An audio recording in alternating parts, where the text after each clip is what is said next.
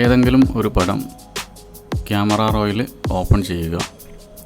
അതിനുശേഷം നമുക്ക് ആവശ്യമുള്ള പ്രീസെറ്റ് ഏതാണോ അത് അപ്ലൈ ചെയ്യുക. അതിനുശേഷം വലത്തുഭാഗത്ത് മുകളിൽ എക്സ്പോർട്ട് ഓപ്ഷൻ ഉണ്ടാവും. അത് ക്ലിക്ക് ചെയ്തിട്ട് DNG ഫോർമാറ്റിൽ ആ പടം നമുക്ക് എക്സ്പോർട്ട് ചെയ്യണം. DNG അപ്പോൾ ഡിജിറ്റൽ നെഗറ്റീവ് ഫോർമാറ്റാണ് DNG.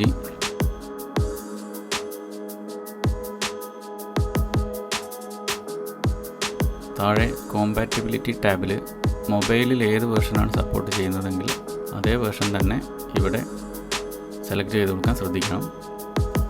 പിന്നെ നമുക്ക് എവിടേക്കാണോ സേവ് ചെയ്യേണ്ടത് അവിടെ അത് സെലക്ട് ഫോൾഡറിൽ ബ്രൗസ് ചെയ്തിട്ട് കൊടുക്കാം. അതിനുശേഷം സേവ് കൊടുക്കാം.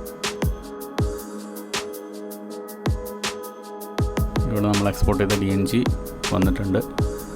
അത് നമ്മൾ മൊബൈലിലേക്ക് ഫയൽ കോപ്പി ചെയ്യണം.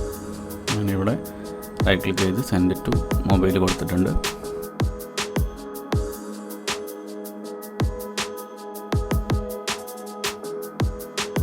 മൊബൈലിൽ ലൈറ്റ്റൂം ഓപ്പൺ ആക്കിയതിന് ശേഷം ആ DNG ഫയൽ ഇതിൽ ഓപ്പൺ ചെയ്യുക.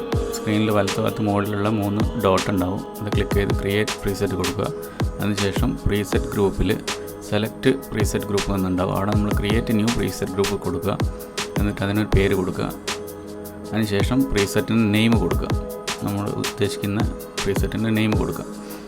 അതിനുശേഷം നമുക്ക് മറ്റൊരു പടം ഓപ്പൺ ചെയ്തിട്ട് അതിലേക്ക് ഇതൊന്ന് അപ്ലൈ ചെയ്ത് വെക്കാം. നമ്മൾ പ്രീസെറ്റ്സ് ക്ലിക്ക് ചെയ്തതിന് ശേഷം എവിടെയാണോ നമ്മൾ സേവ് ചെയ്ത പേരേതാണോ അത് സെലക്ട് ചെയ്യുക. അവിടെ നമ്മുടെ ഫോൾഡർ സെലക്ട് ചെയ്ത് കഴിഞ്ഞാൽ നമ്മൾ പേര് കൊടുത്ത പ്രീസെറ്റ് സേവ് ആയിട്ടുണ്ടാവും. അത് അപ്ലൈ ചെയ്യുക.